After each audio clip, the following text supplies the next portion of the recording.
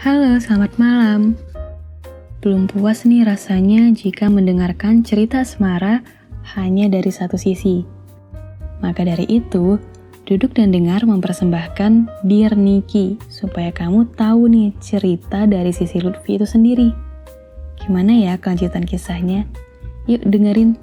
Ambil posisi nyaman kamu dan rehat sejenak bersama Duduk dan Dengar.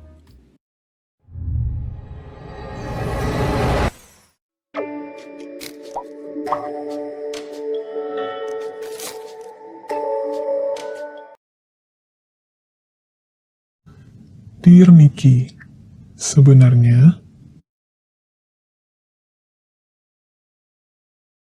hai, selamat datang dan selamat mendengarkan cerita tentang gue yang biasa aja. Ya, emang benar sih biasa aja.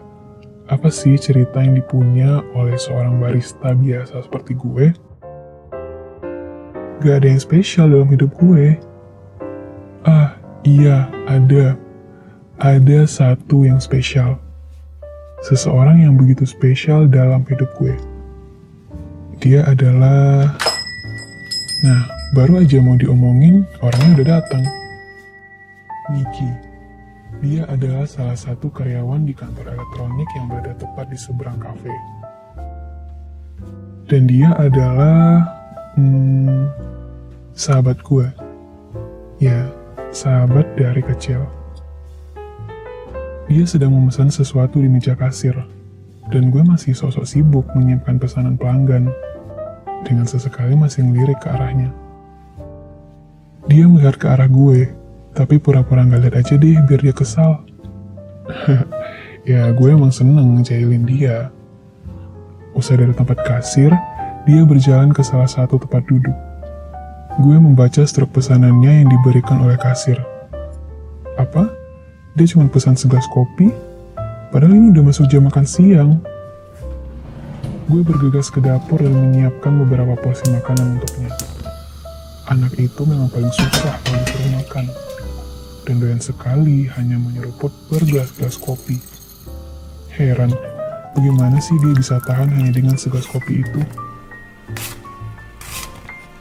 Gue tersenyum lebar menatap hidangan yang gue siapkan. Sip, menu makan siang spesial untuk orang spesial sudah jadi.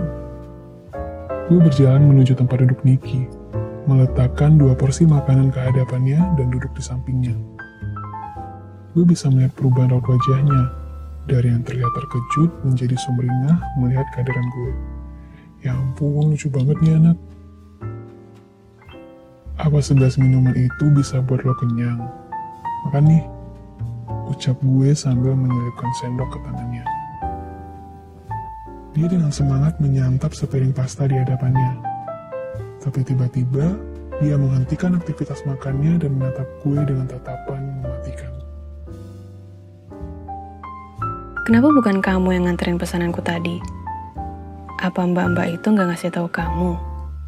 Tanyanya. Astaga, cuma karena itu dia harus marah segala. Gue menjawab dengan malas. Gue tadi sibuk, banyak pesanan yang harus disiapin. Jangan sok kesal gitu deh, kayak anak-anak tahu nggak? Habisin makanannya, gue mau balik kerja. Gue menjawab asal dan balik ingin meninggalkannya, takut dia akan menyemprot gue lagi. Gue nggak mau buat mood dia makin jelek. Tapi tiba-tiba, dia menahan dengan gue dan berkata, Oh, jadi karena sifat kekanakanku ini yang membuatmu menolakku. Iya, bukankah itu lebih kekanak-kanakan? gue menusuk kepala frustasi. Dia mulai lagi. Gue dengan sabar melepaskan tangannya dan mendekat ke arahnya. Melihat ekspresi dia yang begitu menggemaskan kalau marah, membuat gue ingin menjailinya lagi. Gue mencita kepalanya dan mengatai dengan senyum mengejek. Bodoh. Setelah itu, gue berlalu tanpa menghiraukan amarahnya yang sudah semakin memuncak.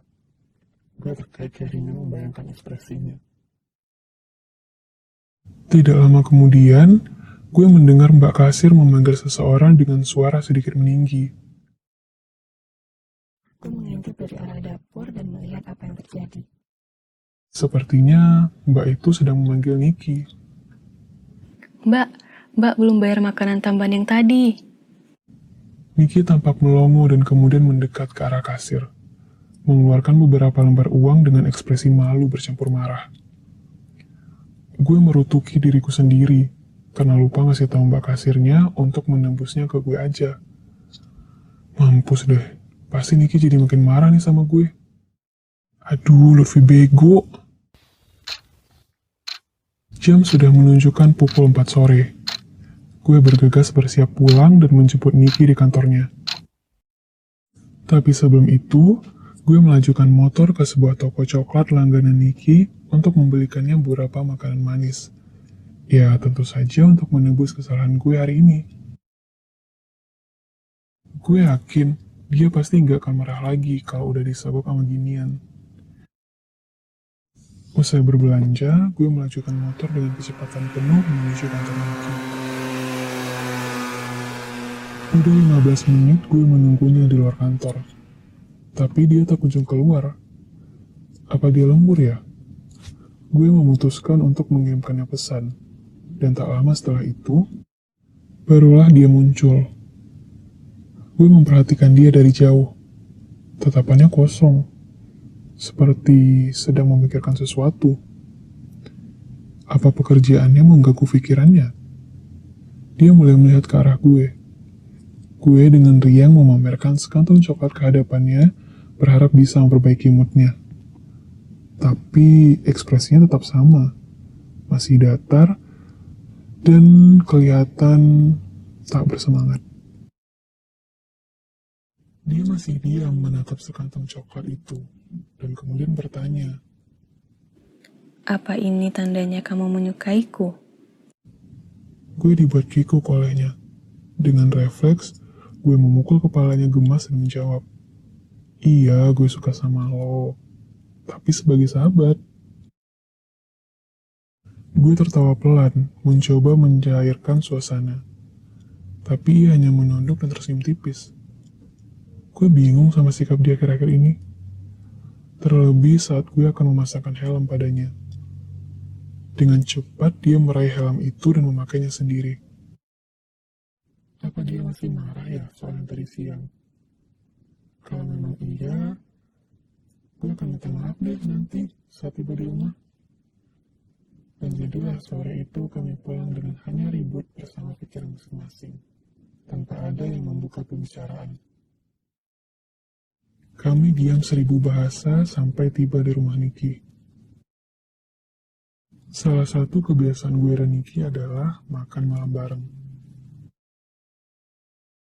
Jadi, setelah turun dari motor, gue dengan santai mengikuti Niki masuk ke dalam rumahnya. Namun tiba-tiba, Niki menahan pintu dan berkata, Aku capek, mau langsung tidur, gak makan malam dulu. gue menatap wajahnya yang lelah. Sepertinya ini hari yang berat untuknya. Gue buatin dia makan malam aja kali ya. Oh, oke. Kelar makan gue bakal langsung pulang kok. Di rumah juga gak ada yang bisa dimakan. Lo mau gue buatin minuman hangat sebelum tidur? Gue menawarinya sesuatu dan melangkah masuk ke rumah. Tapi lagi-lagi dia tak membiarkan gue masuk.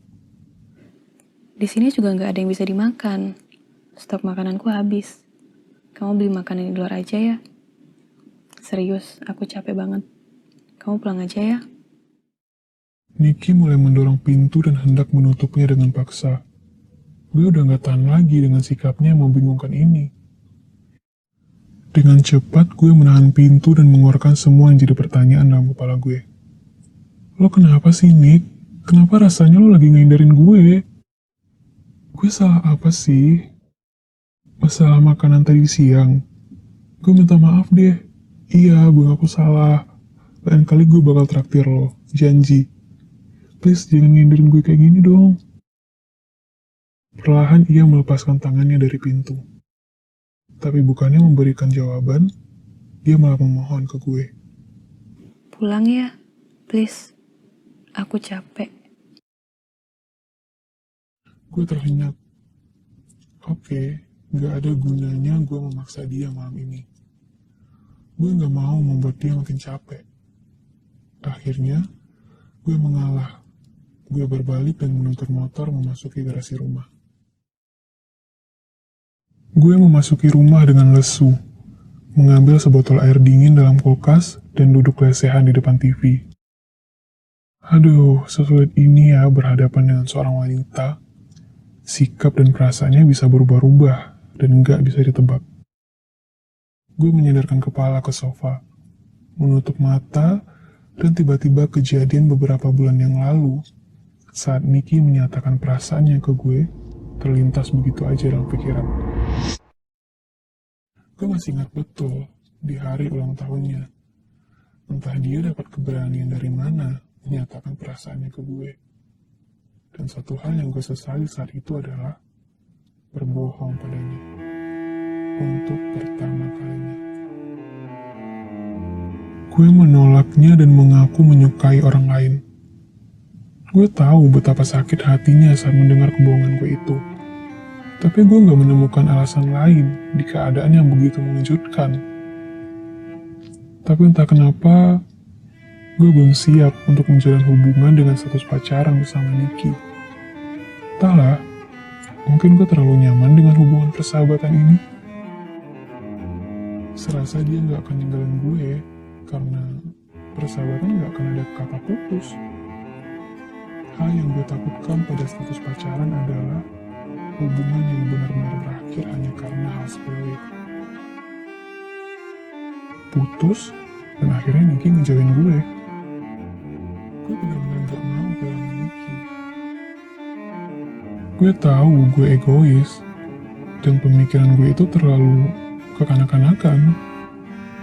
Tapi ya itulah nyatanya, cara gue untuk selalu terus bersama Niki.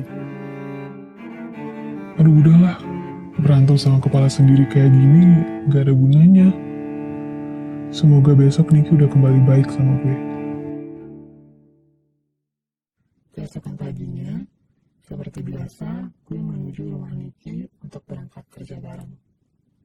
Tapi berkali-kali gue mengetuk pintu dan memanggil namanya, namun tak ada sahutan dari Niki. Gue memutuskan untuk menelponnya, tapi tak diangkat. Apa dia udah berangkat kerja? Ya udahlah, mungkin nanti gue bisa ketemu dia saat makan siang. Gue bergegas melajukan motor menuju kafe. Selama bekerja, fokus gue gak terlepas dari Niki. Sebenarnya dia kenapa sih? Apa gue punya salah? Tapi kan gue udah minta maaf. Atau gue punya salah lain? Lama berkutat dengan pikiran tentang Niki, tanpa sadar jam udah menunjukkan pukul 2 siang. Yang artinya, Niki gak datang untuk makan siang di sini. Apa dia sengaja ngindarin gue? Tapi kenapa? Astaga, ini benar-benar membuat gue bingung. Baru kali ini dia bersikap begitu dingin terhadap gue. Bahkan pesan dan telepon dari gue pun gak digubris. Sore ini gue sengaja tak menunggunya di depan kantor. Gue menunggu Niki di depan kafe, memperhatikan dia dari jauh. Tepat di jam saat dia pulang, dia keluar bersama teman-temannya. Sepertinya dia akan pergi ke suatu tempat. Gue meraih ponsel dan menunggu pesan dari Niki. Biasanya dia akan menelpon atau setidaknya mengirim pesan, memberitahu gue bahwa dia akan pergi bersama teman-temannya. Namun, tak satu kabar pun yang gue terima dari Niki. Oke, baiklah. Gue yakin ada masalah antara gue dan Niki. Apa ini ada hubungannya ya dengan pernyataan dia saat itu? Tapi itu kan udah lama banget. Aduh. Pukul 9 malam. Lampu rumahnya masih belum menyala. Itu artinya Niki masih belum pulang. Gue mulai khawatir. Dia kemana sampai pulang telat begini? Gue mengambil jaket dan memutuskan menunggu di depan rumahnya. Jam 10. Jam 11. Dan dia masih belum pulang. Mulai bandel nih dia sekarang ya. Baru aja gue ingin menelponnya, tapi ternyata Niki udah berada di halaman rumah. Tampaknya dia terkejut melihat gue selarut ini ada di depan rumahnya. Dari mana? Gue bertanya singkat. Makan bareng temen. Dia ikut menjawab dengan singkat. Gue merasa ingin meledak-ledak melihat sikap cueknya itu. Gue gak mau bertele-tele dan akhirnya langsung bertanya. Kenapa lo masih ngindarin gue? Niki hanya diam tak menjawab. Gue memancing dia untuk bersuara. Katanya lo suka sama gue. Apa itu hanya bercanda? Sepertinya pancingan gue berhasil. Gue bisa melihat jelas ekspresi terkejut dari wajahnya. Dia mengubah posisi berdirinya menghadap tepat ke depan gue. Oke, saatnya gue bersiap dengan amarah yang akan dia keluarkan. Sejak kapan kamu peduli sama perasaanku? Bukankah kita ini cuma temen? Harusnya temen memang hanya sebatas temen kan? Nggak boleh melewati batas.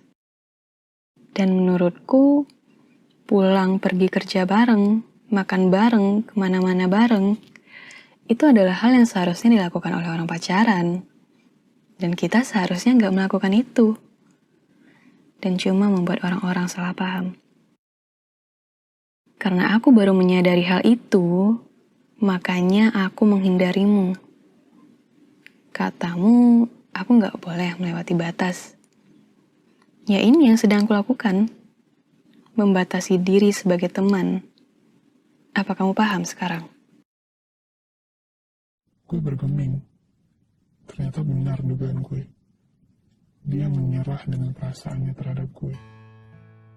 Enggak, dia nggak boleh menyerah. Bukan itu yang gue maksud, Nick. Tapi, Nick, cukup ya. Gue capek kita bertengkar terus karena pembahasan teman dan pacar ini. Udah ya, jangan bahas ini lagi. Gue minta maaf kalau ada salah. Please, jangan ngindarin gue lagi ya.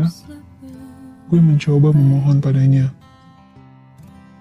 Semoga dia mengerti. Gue gak mau kehilangan dia. Gak mau dijauhin dia. Gue coba mendekati dia bermaksud ingin merangkulnya.